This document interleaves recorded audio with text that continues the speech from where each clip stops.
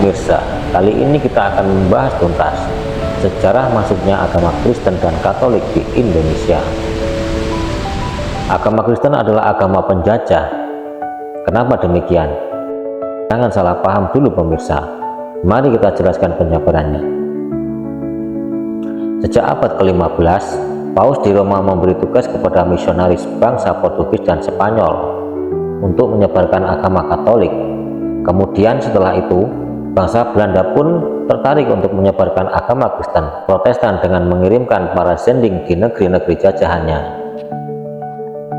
Sebelum ajaran Kristen masuk ke Indonesia, misi penyebaran agama Katolik sudah lebih dulu dilakukan oleh Portugis yang sedang melakukan misi pelayaran dengan mengusung 3G, yaitu Gold, Glory, dan Gospel. Gold yang berarti mencari kekayaan dengan cara berdagang, Glory yang berarti mencari kejayaan dengan meluaskan wilayah jajahan, dan Gospel yang berarti penyebaran agama gerejawi. Namun setelah Belanda menduduki Maluku pada tahun 1575, kedudukan bangsa Portugis mulai tergeser. Bahkan kekuasaan Portugis berhasil diambil alih oleh Belanda pada era VOC, yaitu Kongsi Dagang Hindia-Belanda. Lalu bagaimana sistem masuknya agama Kristen ke Indonesia yang dibawa oleh penjajah? Sejarah misionaris Portugis di Indonesia. Pada abad ke-16, kegiatan misionaris sangat aktif menyampaikan kabar Injil ke seluruh penjuru dunia. Hal ini sesuai dengan ayat di Bible, yaitu Markus 16 nomor 15, yang berbunyi, "Pergilah ke seluruh dunia, beritakanlah Injil kepada seluruh makhluk." Dengan menumpang kapal dagang Portugis dan Spanyol, salah satu seorang misionaris yang bertugas di Indonesia, terutama di Maluku, adalah Franciscus Xaverius. Ia adalah seorang Portugis yang membela rakyat yang tertindas oleh jajahan bangsa Portugis. By the way, apa sih misionaris? Misionaris adalah orang yang menyebarkan agama, terutama agama Kristen dan Katolik, kepada orang-orang yang belum mengenal agama tersebut. Franciscus Xaverius di kalangan pribumi, dia dikenal kejujuran dan keikhlasannya membantu kesulitan rakyat Indonesia. Ia menyebarkan ajaran agama Katolik dengan berkeliling ke kampung-kampung sambil membawa lonceng di tangannya. Hal itu bertujuan untuk mengumpulkan anak-anak dan orang dewasa untuk diajarkan agama Katolik. Kegiatan misionaris Portugis tersebut berlangsung di Kepulauan Maluku, Sulawesi Utara, Nusa Tenggara Timur, Pulau Siau, dan Sangir. Kemudian menyebar ke Kalimantan dan Jawa Timur. Penyebaran agama Katolik di Maluku menjadi tersendat setelah terbunuhnya Sultan Hairun yang menimbulkan kebencian rakyat Indonesia terhadap semua orang Portugis. Setelah jatuhnya Maluku ke tangan Belanda, kegiatan misionaris mulai surut, lalu digantikan oleh kegiatan Zending Belanda yang menyebarkan agama Kristen Protestan. Istilah Zending sendiri adalah organisasi atau kegiatan yang bertujuan untuk menyebarkan agama Kristen Protestan. Zending juga dapat diartikan sebagai pengkabaran Injil. Zending Belanda di Indonesia. Pada abad ke-17, gereja di negeri Belanda mengalami perubahan. Agama Katolik yang semula menjadi agama resmi negara diganti dengan agama Kristen Protestan. Pemerintah Belanda melarang pelaksanaan ibadah agama Katolik di muka umum dan menerapkan anti-Katolik termasuk di tanah jajahannya. VOC yang terbentuk 1602 mendapatkan kekuasaan dan tanggung jawab memajukan agama. VOC juga mendukung penyebaran agama Kristen Protestan dengan semboyan siapa punya negara, dia punya agama. Dan kemudian VOC menyuruh penganut Katolik untuk masuk agama Kristen Protestan. VOC juga turut membiayai pendirian sekolah-sekolah dan membiayai upaya menerjemahkan Injil ke dalam bahasa setempat. Di balik itu, para pendeta dijadikan alat VOC, agar pendeta memuji-muji VOC dan tunduk dengan VOC. Hal tersebut ternyata sangat menurunkan citra para sending di mata rakyat Indonesia, karena VOC tidak disukai oleh masyarakat luas. Beberapa tokoh zending di Indonesia antara lain yaitu Ludwig Ingwer Nommensen, Sebastian Dancourts, Adrian Hulsebos, dan Hernius.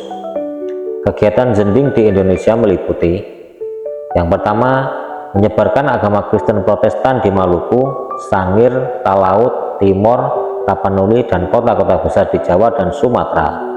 Yang kedua, mendirikan Nederlands Zendeling Genootschap atau NZG, yaitu perkumpulan pemberi kabar Injil Belanda yang berusaha menyebarkan agama Kristen Protestan, mendirikan wadah gereja bagi jemaat di Indonesia seperti Gereja Protestan Maluku atau GPM, Gereja Kristen Jawa GKJ, Huria Kristen Batak Protestan atau yang disebut HKBP, dan mendirikan sekolah-sekolah yang menitik beratkan pada penyebaran agama Kristen Protestan.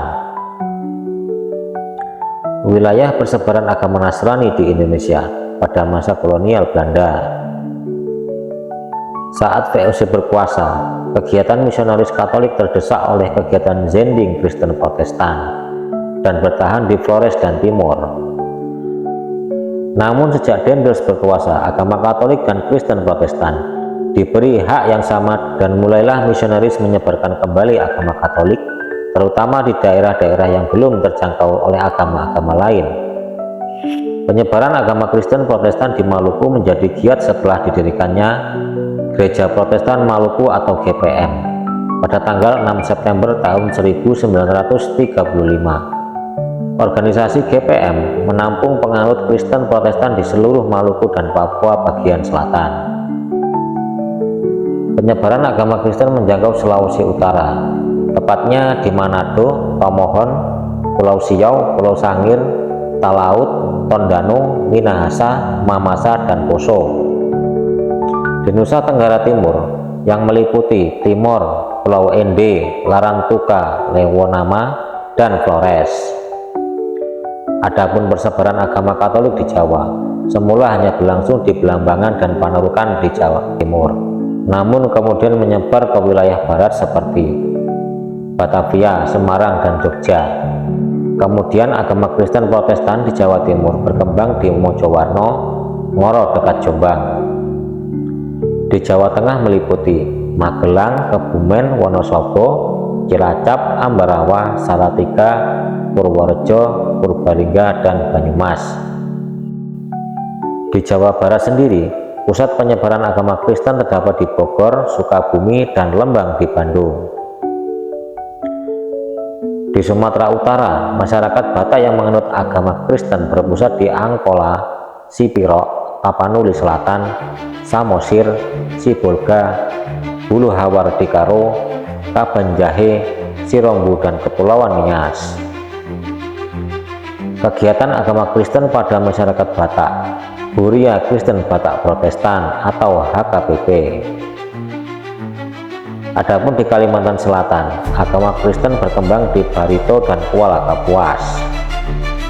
Di Kalimantan Barat sendiri, umat Nasrani banyak terdapat di kota Pontianak, dan Kalimantan Timur banyak terdapat di Samarinda. Kemudian Kalimantan Tengah di pemukiman masyarakat Dayak, Desa Perak, dan Kapuas Kahayan. Faktor-faktor penyebab sulitnya perkembangan agama Kristen di Indonesia pada waktu itu adalah: yang pertama, pada waktu itu agama Kristen dianggap identik dengan agama penjajah. Kedua, kolonial tidak menghargai prinsip persamaan derajat antar manusia. Yang ketiga, sebagian besar rakyat Indonesia telah menganut agama yang lain. Oleh karena itulah, upaya penyebaran dilakukan di daerah-daerah yang belum tersentuh oleh agama lainnya, dan juga dilakukan dengan mengadakan tindakan-tindakan kemanusiaan seperti mendirikan rumah sakit dan sekolah. Akhirnya, berkat kerja keras kaum misionaris dan zending, agama Kristen dapat berkembang di Indonesia sampai sekarang ini. Berikut adalah pemaparan sejarah awal masuknya agama Katolik dan Kristen Protestan di tanah air kita yang tercinta ini. Sampai jumpa di video-video selanjutnya. Salam toleransi, NKRI, harga mati. Bye.